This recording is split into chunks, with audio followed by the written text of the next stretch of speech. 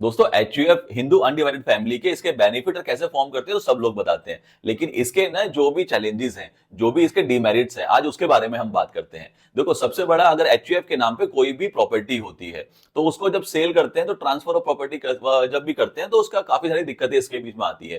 कैसी कैसी दिक्कतें आती हैं कि एचयूएफ में कुछ मेंबर्स होते हैं, कुछ को पर्सन होते हैं। अब कोई भी को पर्सन अगर कोई माइनर हुआ या फिर कोई भी को पर्सन अगर वो है ना एग्री नहीं करता कि अपनी प्रॉपर्टी अब सेल करने के लिए, कि भाई मैं नहीं सेल करना चाहता, तो जो भी परचेजर है उसको बहुत दिक्कतें आएगी। अब एक एग्जांपल देके समझते हैं कि यार मैं कोई भी प्रॉपर्टी परचेज करने जा रहा हूं, तो मैं वो प्रॉपर्टी बिल्कुल नहीं परचेज करूंगा जो किसी एचयूएफ के पास होगी, क्योंकि मैं क्यों बिना मतलब में कोर्ट कचहरी के चक्कर काटूंगा, जब मैं 2 रुपए देके भाई कहीं और अच्छी से अच्छी प्रॉपर्टी परचेज कर सकता हूं। 2 रुपए महंगी पड़ेगी लेकिन मैं किसी कोर्ट कचहरी के चक्कर तो नहीं पड़ूंगा। तो सबसे बड़ा इसमें चैलेंजेस ये होता है कि ट्रांसफर ऑफ प्रॉपर्टी।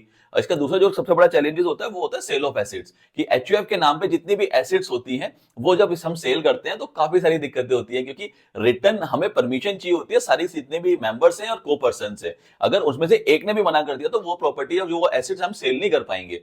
मतलब कहीं ना कहीं लिंक हुआ ना कि सेल ऑफ प्रॉपर्टी और ट्रांसफर ऑफ प्रॉपर्टी, ये भाई इजी नहीं है एचयूएफ के लिए। इसका तीसरा सबसे बड़ा जो डिमेरिट लगता है मेरे को, वो लगता है कि ये एक यूनिवर्सल फैक्ट नहीं है, ये खाली इंडिया इंडिया के अंदर चलता है। अगर मान के चलिए कोई भी मेरी जैसे बच्चा है, मेरी एचयूएफ है, मैंने कोई भी प्रॉपर्टी परचेज की हुई है और उस प्रॉपर्टी से कोई भी इनकम आती है और मेरा जो बच्चा है वो कहीं बाहर सेटल हो जाते हैं, तो वो अपने वहां की जो इनकम है अब्रॉड में, उसको जो इनकम टैक्स भरेगा उसको यहाँ की जो इनकम है उसको मैच नहीं कर पाएगा, उसको दिखा नहीं पाएगा, क्योंकि ये यूनिवर्सल नहीं है, ये खाली इंडिया इंडिया के अंदर लागू होता है। जो चौथा मेरे को जो लगता है इसके अंदर सबसे बड़ी दिक्कत क्या आती है कि डिसोल्यूशन जब करते हैं, कि कोई भी एचयूएफ का मेंबर जो है वो गुजर जाता है यानी मर जाता है, उसको जिस टाइम पे हम डिसोल्यूशन करते हैं उस टाइम पे इस एचयूएफ का जो या तो बिल्कुल खत्म करो या फिर उसके जो पार्ट है वो किस तरीके से डिस्ट्रीब्यूट करेंगे। इसका जो एक स्ट्रक्चर बनता है वो बहुत ही कॉम्प्लिकेटेड है। वो जितना इजी है ना पेपर में लगता है, इतना एक्चुअल में नहीं होता। मेरे पे बहुत सारे केसेस ऐसे होते हैं जिनके एचयूएफ के नाम पे प्रॉपर्टी थी, अब उसकी बेटी के नाम पे आ गई, बेटी उसकी को पर्सन बनी हुई है, जो उसके बेटे हैं वो भी को पर्सन बने हुए हैं, उनके बेटे के बेटे को पर्सन थे, लेकिन यहाँ पे नहीं बन पाई।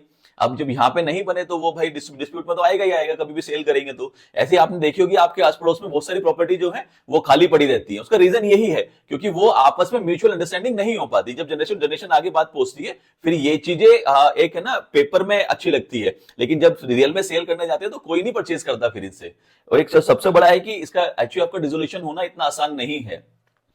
अब मैं एचयूएफ बनाता हूं, मैं, मेरी वाइफ, मेरे बच्चे, मैं अभी डिसोल्यूशन कर दूं कोई दिक्कत नहीं है, फिर मेरे बच्चों के बच्चे होंगे, उनके बच्चों के बच्चे होंगे। अब वो लोग डिसोल्यूशन करेंगे तो मतलब आप समझ रहे हैं कि कितनी सारी ब्रांचेस हो गई मेरी। अब ब्रांचेस इतनी सारी हो गई यानी मैं मर गया या मेरी वाइफ मर गई, तो बहुत बेसिक सी बात है कि यार वो डिसोल्यूशन नहीं कर पाएंगे क्योंकि सब लोग एग्री होंगे ही नहीं, रिटर्न स्टेटमेंट सबकी होगी ही नहीं, कोई बच्चा कहां पे है कोई कहां पे। यार इनकेस कोई माइनर हो गया इसके बीच में, माइनर की परमिशन सीधा कोर्ट देगा, आप डायरेक्टली ले भी नहीं सकते इस चीज को। तो ये इसके काफी सारे डिमेरिट्स हैं जो इतना इजी नहीं है।